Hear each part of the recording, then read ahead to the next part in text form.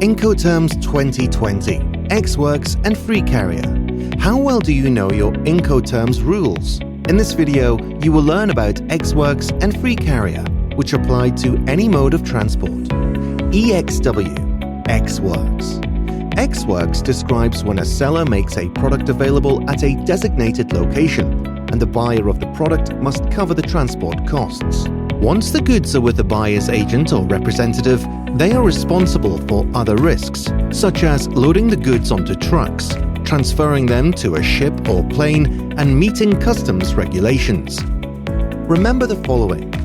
Under Ex-Works, the seller hands off the goods to the buyer at a named place, which does not have to be seller's own premises. For example, the named place could be a forwarder's warehouse, as agreed upon by the seller and the buyer. The seller is not obligated to load the goods onto the buyer's collecting vehicle. The seller is not obligated to clear the goods for export.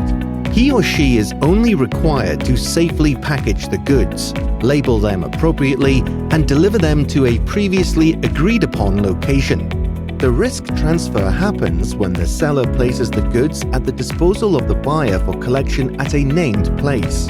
It's highly recommended to specify a precise point within the named place at which risk and cost transfer to the buyer. This rule is most suitable for domestic trade or for trade within a customs union. FCA, Free Carrier.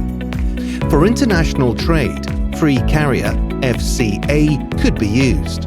It obligates the seller to clear the goods for export at the country of origin and make the goods available at a set location, with the risk of loss or damage during that operation clearly remaining with the seller.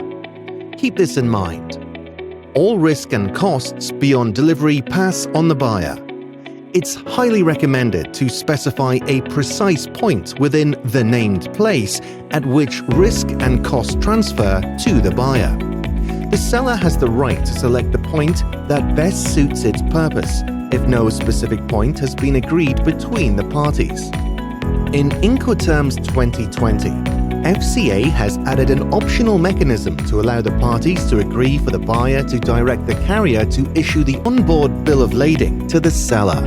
The onboard bill of lading is a document that certifies that the goods have been received in good condition from the seller, or a named shipper or consignor, and have been taken on board the truck, ship or vessel on the stated date. Learn more about Incoterms at www.agility.com/smart shipping.